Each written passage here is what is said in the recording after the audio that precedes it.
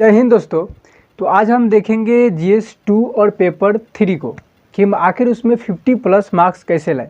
देखो, अगर इसकी हम सिलेबस की बात करें जीएस 2 की और पेपर 3 का, तो इसमें पॉलिटी से और आपके गवर्नेंस से और सोशल जस्टिस और इंटरनेशनल रिलेशन से क्वेश्चन पूछे जाते हैं। यानी ये चार ही एरिया होता है। एक आपका पॉलिटी होता है, दूसरा आपका सोशल जस्टिस होता है और उसके बाद गवर्नेंस होता है, उसके बाद इंटरनेशनल रिलेशंस होता है। यानी कि अगर पॉलिटी की बात करें हम इसके बुक रिसोर्सेज और ऑनलाइन प्लेटफॉर्म के बारे में, तो इसमें आप भारतीय संविधान देखेंगे। भारतीय संविधान में ऐतिहासिक आधार ध्यान से देखेंगे, ऐतिहासिक आधार और उसका विकास और संविधान की क्या विशेषता है और इसमें क्या संशोधन हुआ, इसके बारे में यानी इतने एरिया से प्रश्न पूछे जाते हैं। संघ और राज्य की क्या कार्य है, क्या इनकी जिम्मेदारियां हैं और संघीय ढांचे से संबंधित मुद्दा और इनकी चुनौतियों के बारे में आपको मिलेगा। यानी पॉलिटी में ये मेन आपके पॉइंट है जहाँ से आपको क्वेश्चन आपके पेपर में मिलते हैं, क्योंकि इसके सिलेबस तो बहुत ही बड़ा है, छोटा नहीं है। अगर हम दूसरा बात करें यानी गवर्नेंस का, अगर शासन का, तो शासन में आप देखेंगे तो संविधान यानी उसकी विशेषता, संविधान की क्या विशेषता है और इसमें संशोधन क्या हुआ, महत्वपूर्ण प्रावधान क्या है और इसकी बुनियादी ढांचा या मूल संरचना के बारे में आपको गवर्नेंस में पूछा। यानी कि इसकी यानी पॉलिटी देखेंगे या गवर्नेंस देखेंगे तो इसमें कोई उतनी बड़ी आपको फ़र्क नहीं दिखेगा। विभिन्न संवैधानिक निकाय, वैधानिक, विनियामक और अर्ध न्यायिक निकायों के कार्य और जिम्मेदारियों के बारे में आपको चर्चा मिलता है।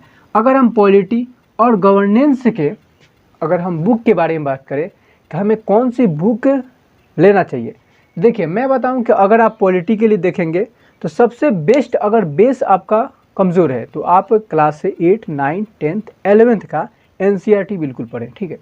उसके बाद मैं आपको रिकमेंड करूंगा कि आप एम लक्ष्मीकांत का बुक को पढ़ सकते हैं। एम लक्ष्मीकांत का इंडियन पॉलिटी का अच्छा बेस्ट है, या आपके पास स्टडी मटेरियल है यानी खुद से आपने नोट्स बनाया है और किसी इंस्टीट्यूट में आप पढ़ रहे हो तो वो आपके लिए इससे भी अच्छा बेहतर है, क्योंकि इसमें आपको बहुत कुछ त्रुटियाँ मिल सकती है जिसको आपको सुधारना पड़ेगा। अगर आगे बात करें तो आवर पार्लियामेंट यानी हमारा सांसद, ये आप सुभाष कश्यप का देख सकते हैं। और गवर्नेंस इन इंडिया के लिए एमपी सिंह का बुक आप देख सकते हैं।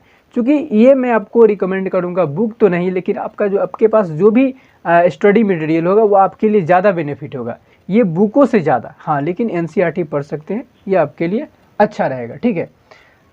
अगर हम सोशल जस्टिस की बात करें तो सोशल जस्टिस के थोड़ी से हम सिलेबस को देख लेते हैं। तो इसके सिलेबस क्या कहता है कि सामाजिक मुद्दा, सोशल जस्टिस में सामाजिक मुद्दा, वंचित जनजातियों के लिए क्या नीतियां हैं और क्या योजनाएं।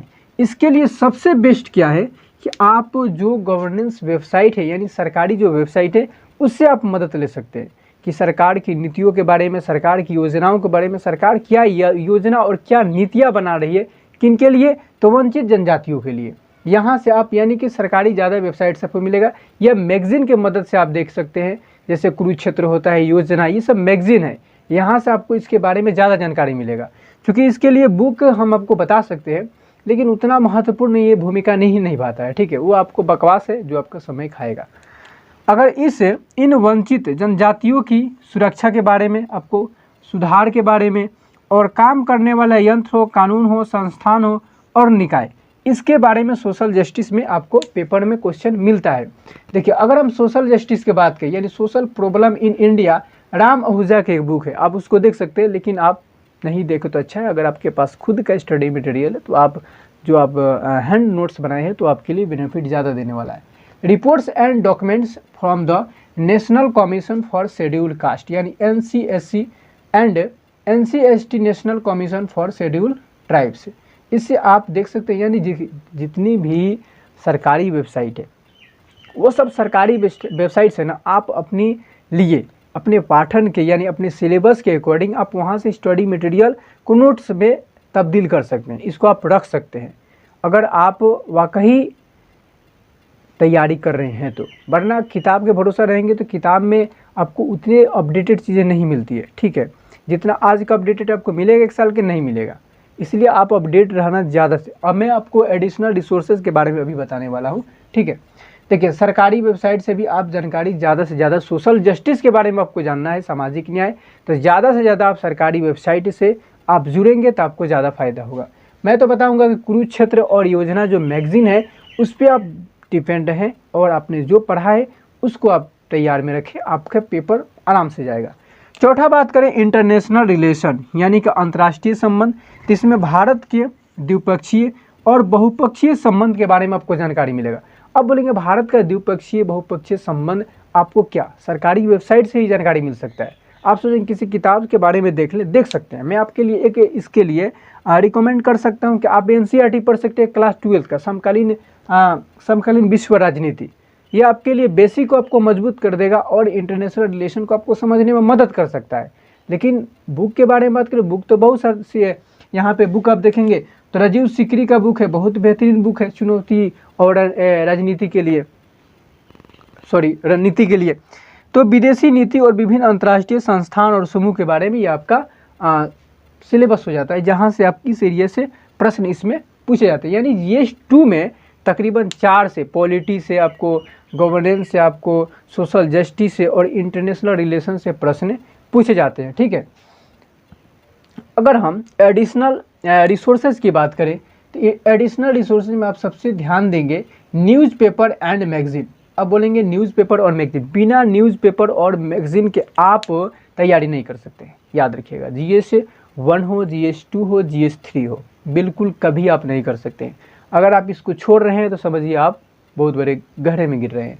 देखिए द हिंदू आपको देखना पड़ेगा, इंग्लिश की तो सही बात है, इंग्लिश है उसके हिंदी वर्जन मिलता नहीं है, लेकिन इंग्लिश आपको जानना पड़ेगा। दूसरा योजना है मैगजीन या कुरुक्षेत्र मैगजीन, ये आपको तो देखना ही पड़ेगा, क्योंकि अगर आप ये नहीं देखेंगे तो सोशल जस्टिस आपसे पूरा कभी नहीं होगा, क्योंकि आप ना सामाजिक जो न्याय है वो आपका एरिया कवर होगा।